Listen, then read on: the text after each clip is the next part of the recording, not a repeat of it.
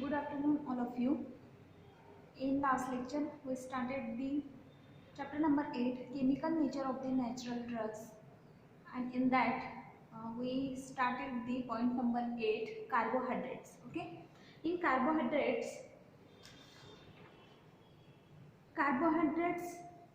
definition हमने देखा था कि डिफाइन किया था कार्बोहाइड्रेट्स को कि कार्बोहाइड्रेट्स क्या होते हैं।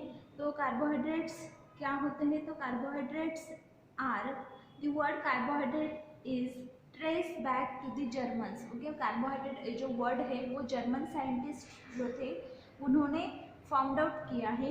और जर्मन में कोलेनहाइड्रेट्स ये जो टर्म है इसको ही इंग्लिश में हम कार्बोहाइड्रेट्स बोलते हैं। ओके, इंग्लिश में कोलेनहाइड्रेट एक जर्मन वर्ड है, उसको हमने इंग्लिश में कन्वर्ट किया है कार्बोहाइड्रेट में। ओके, देन कार्बोहाइड्रेट का डेफिनेशन हमने देखा था। Carbohydrates were defined as the group of compound composed of the carbon and oxygen in which the latter two elements are in the same proportion, water, and were expressed by the formula CH2N. Okay, तो carbohydrates क्या होते हैं, तो group of compounds. Okay, group of compounds, कौन से compounds का group होता है, कार्बन, हाइड्रोजन एंड ऑक्सीजन। इसमें कार्बन और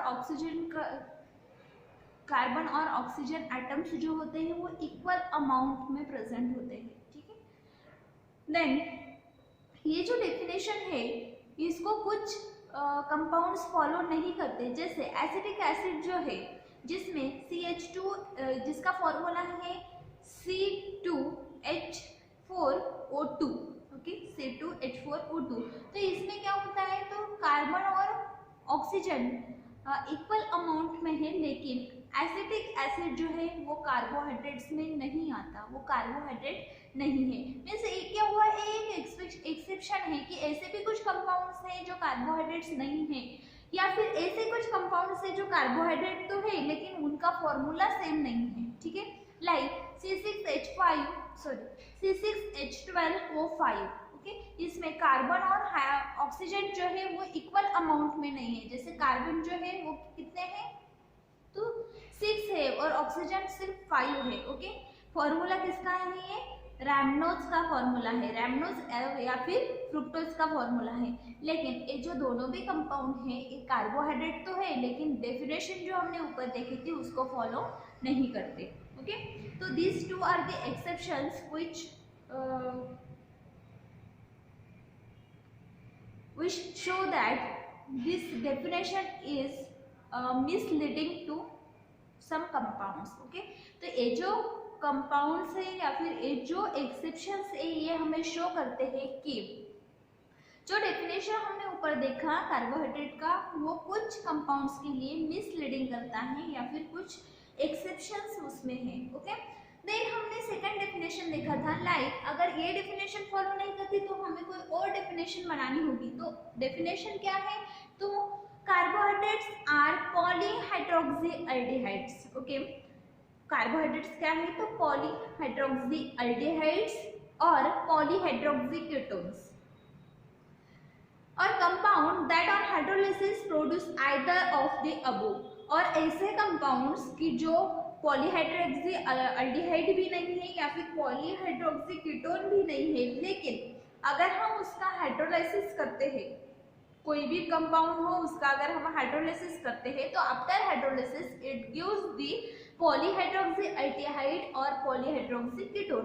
अगर ये 2 कंपाउंड्स फॉर्म होते हैं या फिर इसमें से कोई भी एक कंपाउंड फॉर्म होता है तो हम उस कंपाउंड को बोलेंगे कार्बोहाइड्रेट। ओके, देन ये जो कार्बोहाइड्रेट्स है ये यूनिवर्सल ऑक्यूरेंस है, मीन्स कहीं भी कौन से भी प्लांट में ये कार्बोहाइड्रेट्स हमें मिलते हैं। कुछ प्लांट्स है जो ज़्यादा अमाउंट में कार्बोहाइड्रेट्स देते हैं, कुछ प्लांट्स है जो कम अमाउंट में कार्बोहाइड्रेट्स प्रोड्यूस करते हैं। ओके, लेकिन मोस्टली जो कार्बोहाइड्रेट्स मिलते हैं वो हमें प्लांट ओरिजिन से मिलते हैं। Okay, rather than in animals.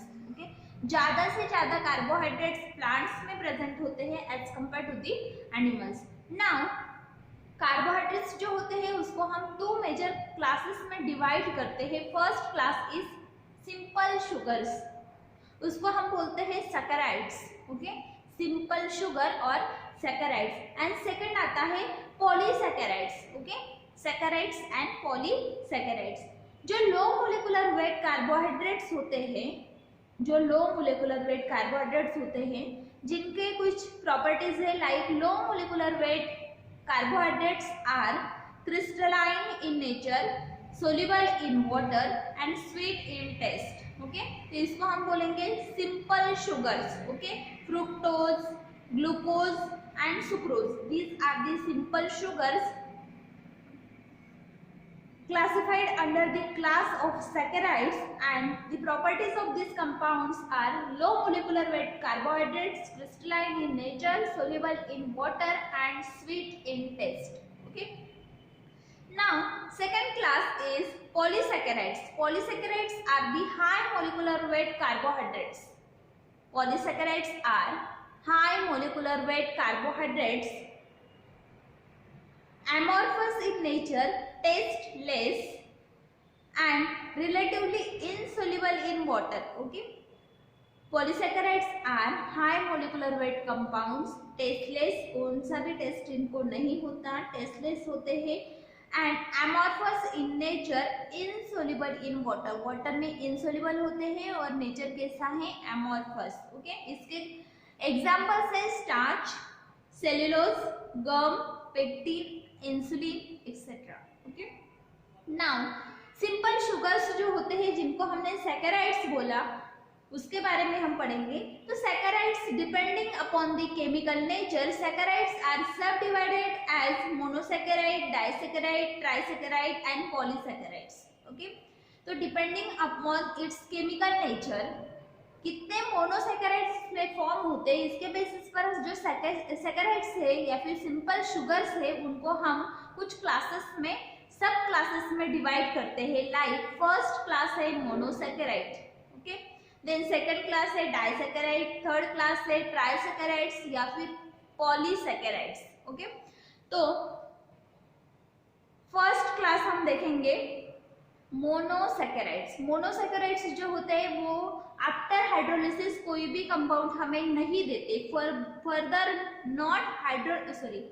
Further hydrolyse to simple sugar. Okay, अगर हम मोनोसैकराइड्स जो है उसको हाइड्रोलाइज करते हैं तो उसमें से हमें कोई भी कंपाउंड नहीं मिलेगा, एज इट इज हमें सिंपल शुगर कंपाउंड मिलेगा. ओके, देन नेक्स्ट मोनोसैकराइड्स जो होते हैं इनको हम फर्दर 6 क्लासेस में डिवाइड करते हैं. उसमें फर्स्ट आता है बायोसेस. ओके, बायोसेस ये जो कंपाउंड है इसमें 2 कार्बन एटम्स प्रेजेंट होते हैं. बायोसेस जो है, बायोसेस मोनोसैकराइड, उसका अगर हम स्ट्रक्चर ड्रॉ करते हैं तो उसमें कितने एटम्स होते हैं कार्बन के?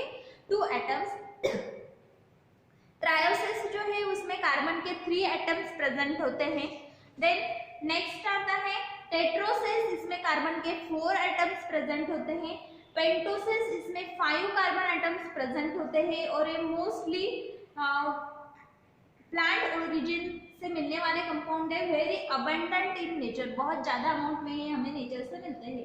देन नेक्स्ट आता है hexoses. Hexoses are 6 carbon atom compound. Okay, इसमें 6 कार्बन एटम्स प्रेजेंट होते हैं. इसमें 2 सब टाइप्स पड़ते हैं, अल्डोसेस एंड कीटोसेस. ओके, अगर फंक्शनल ग्रुप जो भी स्ट्रक्चर हमने निकाला है उस स्ट्रक्चर में अगर 6 कार्बन एटम है एज वेल एज अगर वो अल्डिहाइड फंक्शनल ग्रुप शो करता है तो उसको बोलोगे आप अल्डोसेस.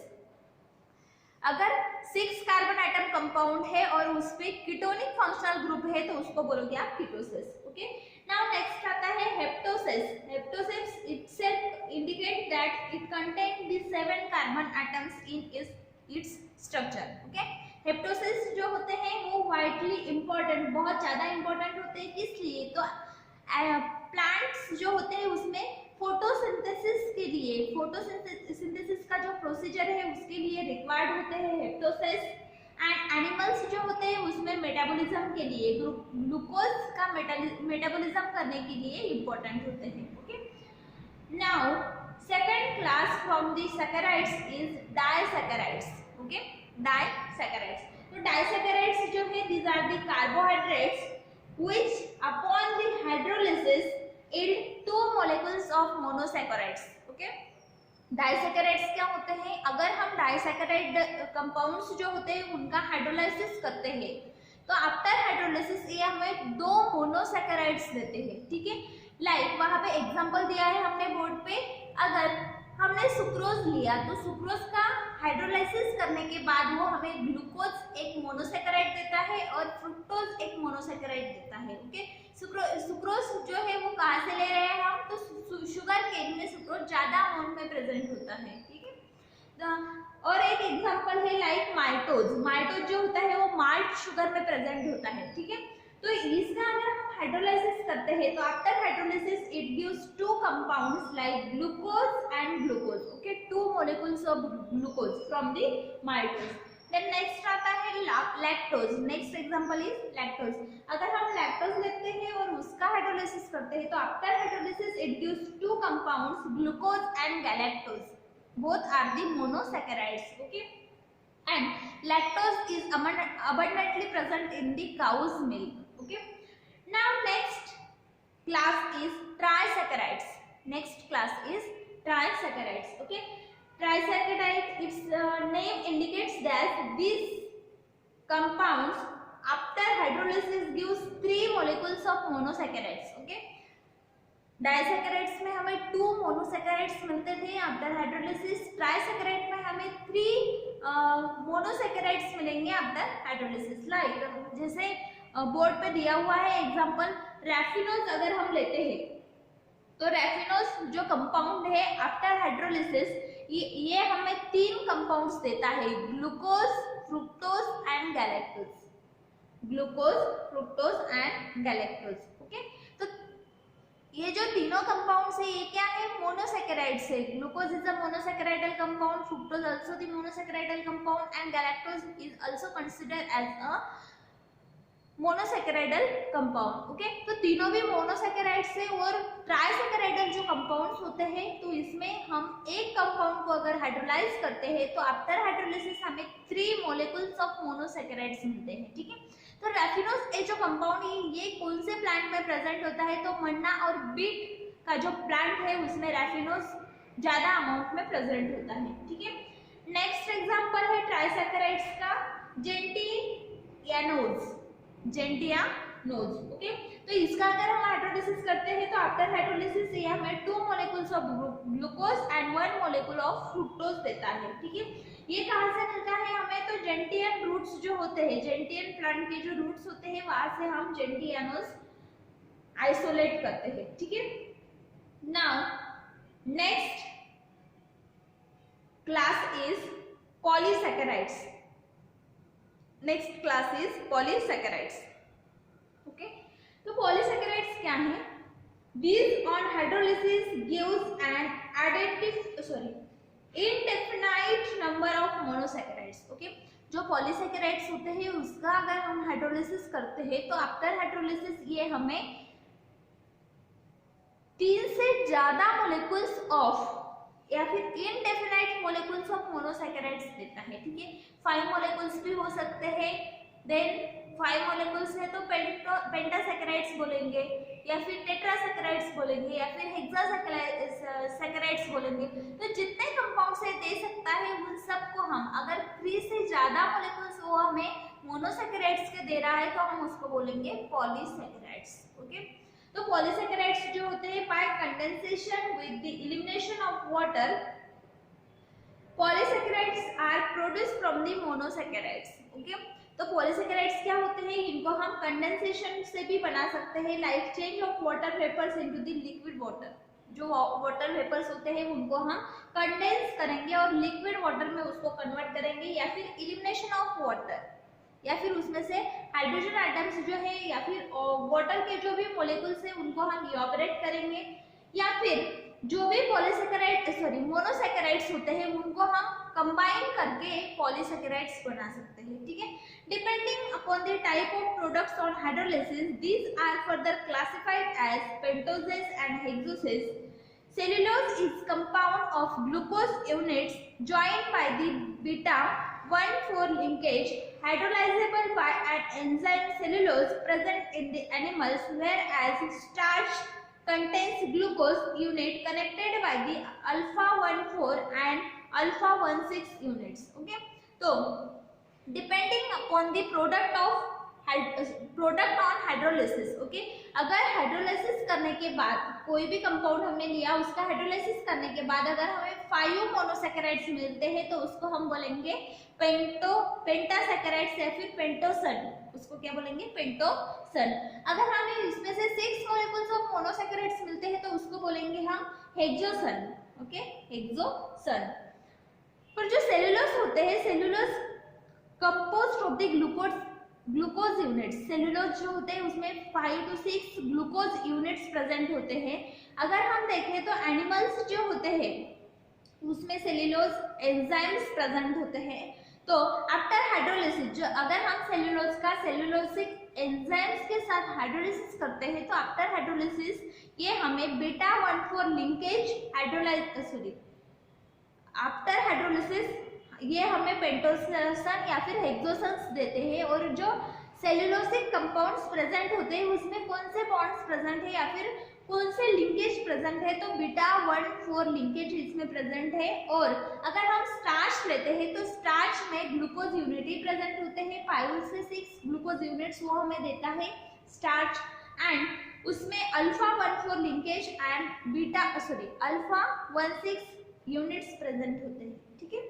Now, polyuronides, gums and mucilage are the other pharmaceutically important polysaccharide derivatives. Polyurides, gums and mucilage. These are the pharmaceutically important polysaccharide derivatives. ये polysaccharides नहीं है लेकिन polysaccharide compounds के derivatives है. ठीक है. तो gums are pathologically product consisting of calcium, potassium and magnesium salt of complex substances known as polyuronides. Okay, जो gums होते हैं उनको वो पैथोलॉजिकल प्रोडक्ट है कंसिस्टिंग ऑफ. उसमें क्या क्या होता है? तो उसमें कैल्शियम, पोटेशियम, मैग्नीशियम, साल्ट्स या फिर इनका कॉम्प्लेक्स होता है. ठीक है, इसलिए हम उसको बोलते हैं पॉलीयूरोनाइड्स. ओके, गम्स जो है पैथोलॉजिकल प्रोडक्ट्स है और उसमें क्या क्या प्रेजेंट होता है? कैल्शियम, पोटेशियम, मैग्नीशियम, साल्ट या फिर कॉम्प्लेक्स ऑफ द सब्सटेंसेस, इसलिए हम इसको बोलते हैं polyuronides. Okay, then next is mucilage are physiological product related to the gum and they are generally sulphuric acid esters. Okay, mucilage जो होते हैं, mucilage is also the physiological product. Mucilage also physiological product related to the gum. Gums जैसे होते हैं वैसे ही mucilage होता है, वो भी एक फिजियोलॉजिकल प्रोडक्ट है. और उसमें सल्फ्यूरिक एसिड के एस्टर्स प्रेजेंट होते हैं. Sulphuric acid esters. Okay, the ester group being a complex polysaccharide. Okay, ester group उसमें प्रेजेंट होती है और वो क्या है? कॉम्प्लेक्स पॉलीसैकेराइड है, इसलिए हम म्यूसिलेज को भी पॉलीसैकेराइडल कंपाउंड बोलते हैं. ठीक है. That both gum and mucilage are considered as decomposition product of cellulose. और जो भी है गम्स या फिर म्यूसिलेज, तो दोनों भी decomposition product of the cellulose है. अगर हम सेल्यूलोज का हाइड्रोलिसिस करते हैं तो उसमें से हमें गम और म्यूसिलेज मिलता है. और गम और म्यूसिलेज दोनों भी क्या है? पॉलीसैकेराइडल कंपाउंड्स है. Okay, then pectin is a natural methoxy ester of aldobionic acid. Pectic acid obtained as a water-soluble compound from the inner portion of the red of citrus fruits. Okay, pectin जो है जो हमें citrus fruits जो होते हैं उसके outer cover से मिलता है. ठीक है, तो ये जो कंपाउंड्स है साइट्रस फ्रूट्स जो होते हैं उसमें पेक्टिन प्रेजेंट होता है. और पेक्टिन जो है नेचुरल मिथोक्सी एस्टर है. क्या है? उसमें नेचुरल मिथोक्सी एस्टर कंपाउंड है जिसमें अल्डोबायोनिक एसिड, पेक्टिक एसिड प्रेजेंट है और दोनों भी वाटर सोल्यूबल कंपाउंड्स है. ठीक है. Then gums and mucilage are closely related to the hemicellulose. Okay, gums and mucilage are closely related to the hemicellulose. Hemicellulose का मीनिंग होता है पॉलीसैकेराइड्स. ओके, तो both gum and mucilage are the polysaccharides in composition except that sugar produced by the hemicellulose are glucose, mannose, xylose instead of the galactose and arabinose. Okay, तो gums और mucilage दोनों ही हेमीसेल्युलोज है. हेमीसेल्युलोज means पॉलीसेकेराइडल compounds है. और अगर हम इनका जो कंपोजिशन है उसमें जो शुगर प्रेजेंट होती है वो शुगर हेमीसेल्युलोज प्रोड्यूस बाय दी हेमीसेल्युलोज. जो भी शुगर हमें हेमीसेल्युलोज से मिलती है लाइक गम और म्यूसिलेज से मिलती है उसमें ग्लूकोज होता है, मैनोज होता है या फिर जाइलोज होता है instead of the galactose and arabinose. Means उसमें अरेबिनोज और गैलेक्टोज प्रेजेंट नहीं होता तो आफ्टर हाइड्रोलिसिस वो किस में कन्वर्ट हो जाता है, ग्लूकोज, मैनोज और जाइलोज में कन्वर्ट हो जाता है. ठीक है, तो यहाँ पे हमने देखे कि जो क्लासेस है सेकेराइड्स जो है या फिर सिंपल शुगर्स जो होते हैं ये 4 क्लासेस है, मोनोसेकेराइड, डाइसेकेराइड, ट्राइसेकेराइड एंड पॉलीसेकेराइड्स. उसके बारे में हमने देखा. नाउ ये जो कार्बोहाइड्रेट्स है इनको हम कैसे आइडेंटिफाई करेंगे. To identify the carbohydrates, there are 2 chemical tests or identification test. First one is Molish test. First one is Molish test. The test is positive with soluble as well as insoluble carbohydrates. Okay. ये जो test है Molisch test ये दोनों भी carbohydrate के लिए, carbohydrate soluble हो या इनसोल्यूबल हो, दोनों कार्बोहाइड्रेट्स के लिए हम ये टेस्ट यूज करते हैं. इसमें क्या करेंगे हम, जो हमारा कंपाउंड है उसमें हम अल्फा नैप्थोल ऐड करेंगे और कंपाउंड हमने टेस्ट ट्यूब में लिया उसमें अल्फा नैप्थोल ऐड किया, फिर उसमें हम side of the test tube से H2SO4 डालेंगे, concentrated H2SO4 drop by drop डालेंगे. अगर जंक्शन पे एक पर्पल कलर डेवलप होता है, पर्पल कलर की रिंग डेवलप होती है तो उसको बोलोगे आप कि ये कार्बोहाइड्रेट है. ठीक है, या फिर इसमें कार्बोहाइड्रेट प्रेजेंट है. This is the Molisch test. Then next test है reduction of the Fehling's solution. Reduction of the Fehling's solution इसमें क्या होता है, तो इसमें कार्बोहाइड्रेट का सॉल्यूशन हम लेते हैं और जितना कार्बोहाइड्रेट का सॉल्यूशन हम लेंगे या फिर जितना क्रूड ड्रग का सॉल्यूशन हम लेंगे उतनी ही क्वांटिटी में, इक्वल क्वांटिटी में उसमें हम Fehling's A and Fehling's B solution add करेंगे. अगर हमें ब्रिक रेड कलर मिलता है, ब्रिक रेड कलर की प्रेसिपिटेट मिलती है तो हम बोलेंगे कि इसमें कार्बोहाइड्रेट प्रेजेंट्स है. ओके, तो क्या किया हमने, अगर हमने 2 ml कंपाउंड लिया, 2 ml कार्बोहाइड्रेट सॉल्यूशन लिया और इसमें 2 ml Fehling A and 2 ml Fehling B solution add किया तो हमें ब्रिक रेड प्रेसिपिटेट मिलना चाहिए. अगर ब्रिक रेड प्रेसिपिटेट मिलता है तो हम बोलेंगे कि इसमें कार्बोहाइड्रेट्स प्रेजेंट है. Now next point is non reducing carbohydrates जो होते हैं, नॉन रिड्यूसिंग कार्बोहाइड्रेट्स जो होते हैं उसके लिए हमें एसिड हाइड्रोलिसिस कैरिड आउट करना पड़ता है और उनको न्यूट्रलाइज करना पड़ता है. अगर कोई कंपाउंड है जो नॉन रिड्यूसिंग शुगर उसमें प्रेजेंट है तो हम क्या करेंगे, उसको पहले तो एसिड से हाइड्रोलाइज करेंगे. एसिड हाइड्रोलिसिस के बाद उसको हम न्यूट्रलाइज करेंगे by adding the basic solution into it and then हम यही टेस्ट परफॉर्म करेंगे Fehling A and B solution. Okay, then next point और last point from this chapter is 9th point, pesticides of natural origin. Pesticides of natural origin, जैसे हमने देखा कि chemical nature of the natural drugs, जो भी natural drugs है उसका chemical nature क्या है, उसमें कौन से केमिकल कॉन्स्टिट्यूएंट्स प्रेजेंट हैं और वो कौन से क्लास में आते हैं. तो हमने 8 क्लासेस देखे, लाइक टर्पेनॉइड्स क्या होते हैं, एल्डिहाइड्स क्या होते हैं, फैट्स क्या होते हैं, ऑयल्स क्या होते हैं, वोलेटाइल ऑयल्स क्या होते हैं, कार्बोहाइड्रेट्स क्या होते हैं. ठीक है, तो ऐसे कुछ केमिकल कंपाउंड्स है या फिर ऐसे कुछ केमिकल नेचर के कंपाउंड्स है जिसमें पेस्टिसाइडल या फिर एंटी माइक्रोबियल एक्टिविटी होती है या फिर एंटी माइक्रोबियल प्रॉपर्टी होती है. ठीक है, तो ये कंपाउंड्स प्लांट में होने वाले जो भी पेस्टिसाइड्स है या फिर जो भी पेस्ट है या फिर जो भी इंसेक्ट्स है, फंगस है या फिर बैक्टीरिया का जो भी अटैक होता है प्लांट पर, तो उनको कम करने के लिए या फिर उनको अवॉइड करने के लिए हम यूज कर सकते हैं. तो ऐसे कौन से नेचुरल सब्सटेंस नेचुरल ड्रग्स में प्रेजेंट होते हैं, तो पहले तो हम देखेंगे पेस्ट क्या होते हैं. Paste is a undesired plant और एनिमल्स. ओके, पेस्ट क्या है, तो species from the animal kingdom. ठीक है, पेस्ट एक एनिमल किंगडम की स्पेसीज है, ठीक है, जिनको हम इंसेक्ट भी बोल सकते हैं, बैक्टीरिया, वायरस, कुछ भी बोल सकते हैं, ठीक है। This is the paste. Paste जो होते हैं वो अनडिजायरेबल होती है, मीन्स वो ना एनिमल को चाहिए ना प्लांट को चाहिए, किसको भी वो नहीं चाहिए। क्यों नहीं चाहिए? क्योंकि पेस्ट अगर किसी प्लांट को या फिर एनिमल को लगती है तो वो प्लांट खराब होने लगता है, ठीक है। हम बोल सकते हैं कि प्लांट और एनिमल के लिए एक डिसीज है, ठीक है। तो pesticide is an agent which is used for killing और इनहिबिशन ऑफ द पेस्ट। तो पेस्टिसाइड्स क्या होते हैं? तो pesticides are the products which are used for killing और inhibition of the pest, ठीक है। अगर वो हम प्लांट्स में यूज करते हैं या फिर एनिमल्स में यूज करते हैं तो वो क्या करते हैं, जो भी पेस्ट लगने वाली होती है उसको अवॉइड करते हैं या फिर उसको किल करते हैं। जो भी माइक्रोब्स की ग्रोथ वहाँ पे हो रही है उनको क्या करेंगे, वो किल करेंगे, ठीक है। Of the different method use to control the pest, ठीक है। बहुत सारे मेथड्स अभी पेस्ट कंट्रोल के लिए यूज किए जाते हैं। उसमें कुछ केमिकल मेथड्स हैं commonly used in the cultivation of the medicinal plants. जो भी मेडिसिनल प्लांट्स हम कल्टीवेट करते हैं तो उसके लिए वो केमिकल मेथड यूज करते हैं, like post harvesting technology of crude drugs, ठीक है।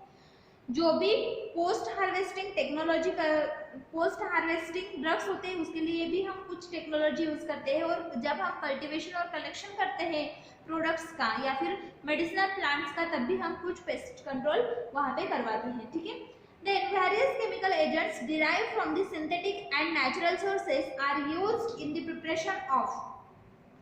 जो भी केमिकल एजेंट्स है लाइक सिंथेटिक केमिकल्स एजेंट्स हो सकते हैं या फिर नेचुरल केमिकल एजेंट्स हो सकते हैं, तो both are used in the preparation of insecticide, fungicide, herbicide and rodenticides, okay. तो इनके प्रिपरेशन के लिए हम ये नेचुरल या फिर सिंथेटिक प्रोडक्ट्स यूज करते हैं।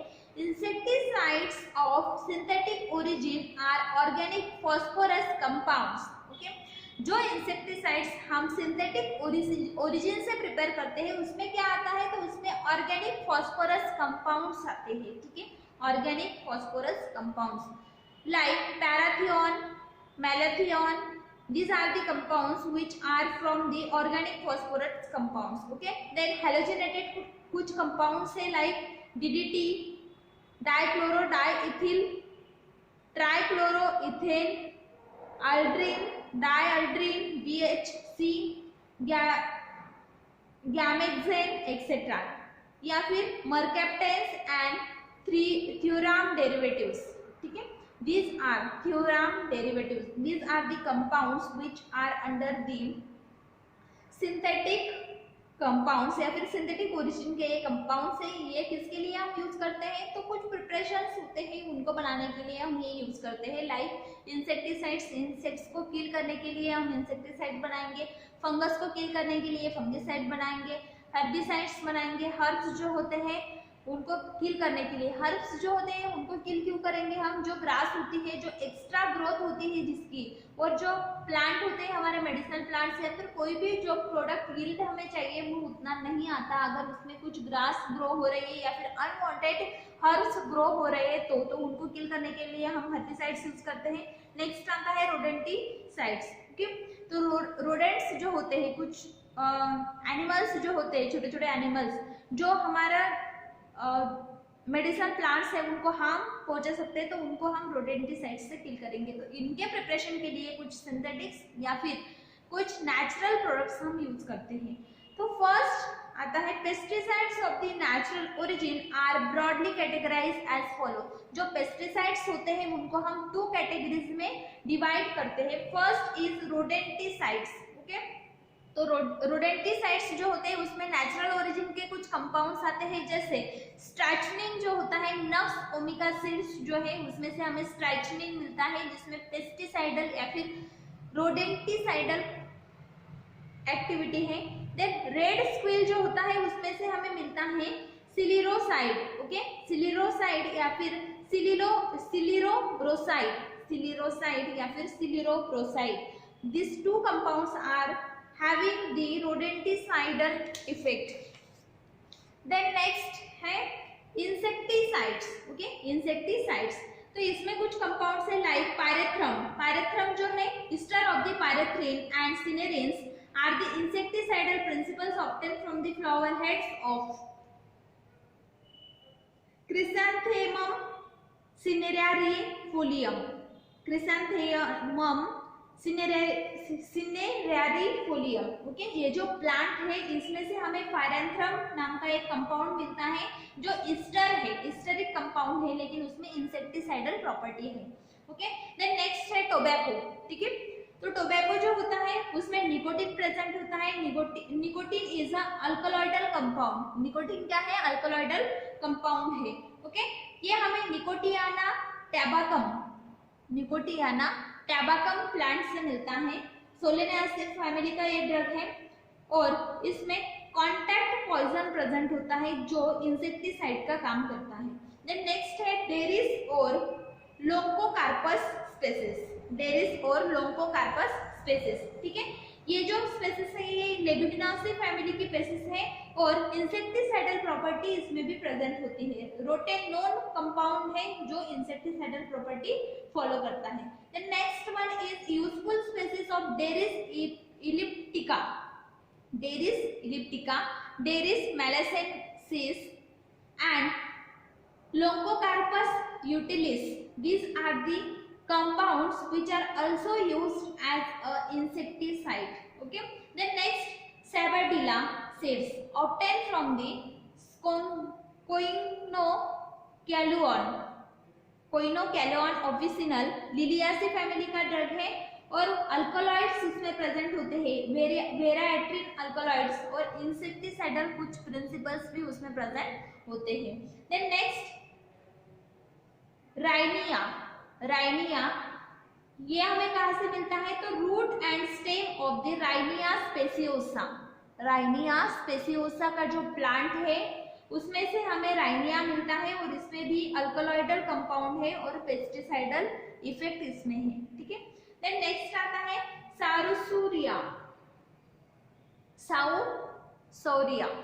साउसोरिया, ड्राइड रूट ऑफ साउसोरिया लाप्पा का जो प्लांट है उसके रूट्स जो है वहां से हमें वोलेटाइल ऑयल्स मिलते हैं और उसमें एंटी इंसेक्ट प्रॉपर्टी है। ठीक है, देन नेक्स्ट है सिट्रोनेला ऑयल। ये वोलेटाइल ऑयल है obtain from the aerial parts of the